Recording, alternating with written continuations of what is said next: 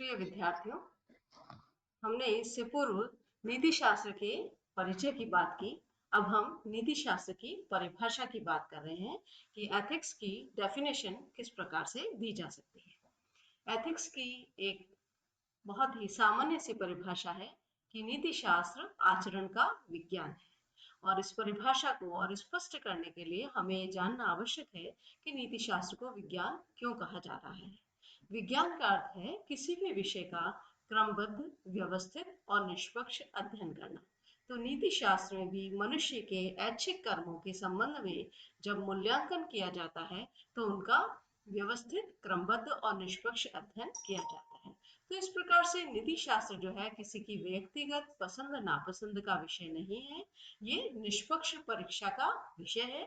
और जैसा कि हमने पहले भी जाना कि नीति शास्त्र जो है एक उन्नत विज्ञान है जिसमें बुद्धि के नियमों से या विचार के नियमों से निष्पक्ष जो है ढंग से मानक प्रस्तुत किए जाते हैं।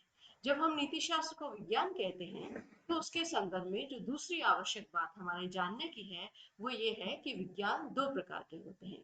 पहला विवरणात्मक विज्ञान, जिसको अंग्रेजी में हम बोलते हैं डिस्क्रिप्टिव साइंस, और दूसरा आदर्श मूलक अथवा नियामक विज्ञान या नॉर्मेटिव साइंस।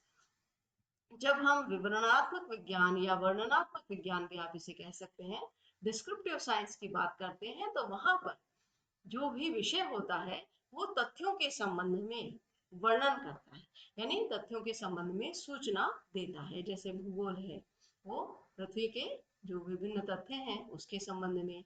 वनस्पति विज्ञान या बॉटनी है, वहाँ वनस्पति के संबंध में, पेड़ पौधों के संबंध में आपको तथ्य प्राप्त होंगे।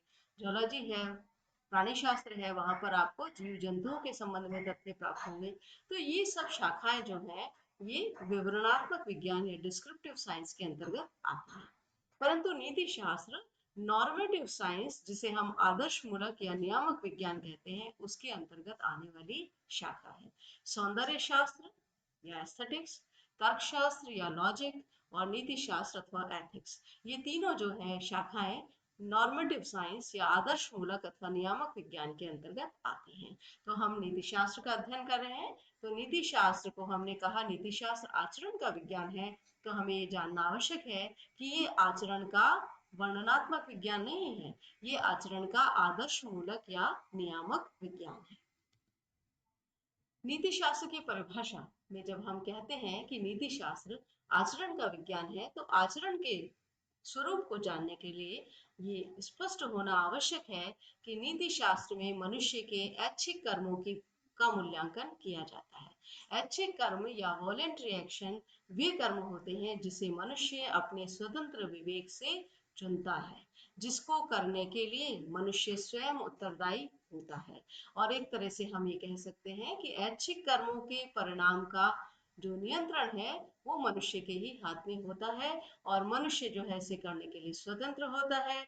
इन कर्मों को करते हुए मनुष्य पर किसी भी प्रकार का बाह्य दबाव नहीं होता है।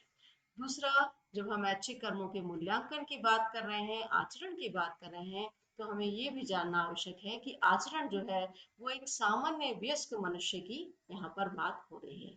कभी भी हम छोटे बच्चों के आचरण के मूल्यांकन को नैतिक श्रेणी में नहीं डालते, क्योंकि छोटे बच्चे जो है शारीरिक मानसिक तौर पर उतने विकसित विकसित नहीं होते। इसी तरह से जो किसी प्रकार की मानसिक बीमारी की दशा में होते हैं या विक्षिप्त मनुष्य होते हैं, हम उनके भी अच्छे कर्मों की बात नहीं कर रहे। तो जहां हम आचरण के मूल्यांकन की बात करते हैं तो हम सामान्य वयस्क व्यक्ति की बात कर रहे हैं।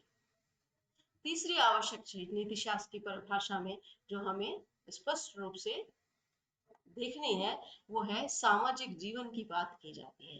यानी कोई मनुष्य अपने व्यक्तिगत जीवन में क्या पसंद नापसंद करता है, जब तक वो समाज को प्रभावित नहीं करती तब तक वो नीति शास्त्र के अध्ययन क्षेत्र में नहीं आती। नीति शास्त्र में अनिवार्यतः मनुष्य का सामाजिक जीवन जो है वो आता है, क्योंकि एक व्यक्ति के द्वारा किए गए कर्म दूसरे व्यक्ति के जीवन को प्रभावित करते हैं। तो मनुष्य के वे अच्छे कर्म जिसका प्रभाव समाज पर पड़ता है, जो उसके सामाजिक जीवन के शुभ अशुभ से जुड़े हैं, वो नीति शास्त्र के अध्ययन का विषय है। और नीति शास्त्र में जब शुभ अशुभ के मानक तय किए जाते हैं तो ये निष्पक्ष आधार पर तय किए जाते हैं, किसी की व्यक्तिगत पसंद नापसंद के आधार पर नहीं करते। इसलिए नीति शास्त्र के लिए यह भी कहा जाता है कि वो सामाजिक जीवन जीने के लिए नीति निर्धारण का कार्य करता है।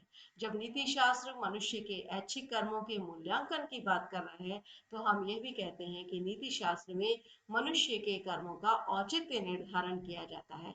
यानी वे मनुष्य के कर्म सामाजिक अनुशासन के अनुसार, सामाजिक मानकों के अनुसार जो है उचित है अथवा नहीं। इस प्रकार से यदि हम नीति शास्त्र के विभिन्न पहलुओं को देखते हैं, तो नीति शास्त्र की परिभाषा को सुव्यवस्थित रूप से इस ढंग से रखा जा सकता है। नीति शास्त्र वह मानकीय अथवा आदर्श मूलक विज्ञान है जो सामाजिक जीवन व्यतीत करने वाले सामान्य मनुष्यों के आचरण या ऐच्छिक कर्मों पर निष्पक्ष एवं व्यवस्थित रूप से विचार करके उसके संबंध में उचित, अनुचित अथवा शुभ अशुभ का निर्णय देने के लिए मापदंड प्रस्तुत करता है और इस निर्णय के आधार के लिए कुछ मूल सिद्धांतों अथवा मानकों या आदर्शों की स्थापना करता है। इस प्रकार नीतिशास्त्र की परिभाषा में आप कुछ ऐसे बिंदु देख रहे हैं जिसके आधार पर हम अगले लेक्चर में आपसे नीति शास्त्र के स्वरूप की बात करेंगे, जैसे मानकीय अथवा आदर्श मूलक विज्ञान, यानी ऐसा विज्ञान जिसमें मूल्य तय मानकों के अनुसार या दिए गए जो पैरामीटर्स या स्टैंडर्ड्स हैं उसके अनुसार मूल्यांकन किया जाता है। सामाजिक जीवन यानी मनुष्य जब एक समूह में अन्य व्यक्तियों के साथ रहता है। सामान्य मनुष्य यानी ऐसा मनुष्य जो शारीरिक मानसिक तौर पर पूरी तरह से स्वस्थ है, सक्षम है। ऐच्छिक कर्म वे कर्म जिनको करने के लिए मनुष्य के पास संकल्प की स्वतंत्रता उपलब्ध है। मापदंड यानी ऐसे मानक जिसके आधार पर हम उनका किसी मनुष्य के कर्म का मूल्यांकन कर सके, और मूल सिद्धांतों या आदर्शों की स्थापना। अब यहाँ पर हमारे लिए ये जानना आवश्यक है कि नीति शास्त्र, चूंकि मनुष्य जीवन बहुत जटिल है, तो आप ये नहीं कह सकते कि आपके हर कर्म के लिए जो है मानक प्रस्तुत करें। कुछ सामान्य या मूल सिद्धांतों या मानकों या आदर्शों की स्थापना करता है जो हमारे जीवन का सामान्य मार्गदर्शन कर सकते हैं। तो नीति शास्त्र के संबंध में यह अपेक्षा करना अनुचित है कि वो प्रत्येक विशिष्ट कर्म के लिए मार्गदर्शन देगा। नीति शास्त्र की एक लिमिट या आप सीमा कह सकते हैं इस ज्ञान की शाखा की, कि ये कुछ मूल या सामान्य सिद्धांतों अथवा मानकों की स्थापना करता है। और उससे भी ज्यादा इम्पोर्टेंट आपके लिए ये भी जानना है कि नीति शास्त्र कभी भी व्यक्ति की पसंद नापसंद पर निर्भर नहीं करता। नीति शास्त्र में ये जो मूल्यांकन कार्य है ये निष्पक्ष और व्यवस्थित रूप से विचार द्वारा होता है। तो इस प्रकार से आज के लेक्चर में हमने नीति शास्त्र की परिभाषा समझी। अब आप अभ्यास प्रश्न के रूप में ये इसका इसमें लिखने का प्रयास कीजिएगा। नीति शास्त्र की परिभाषा को स्पष्ट कीजिए। धन्यवाद।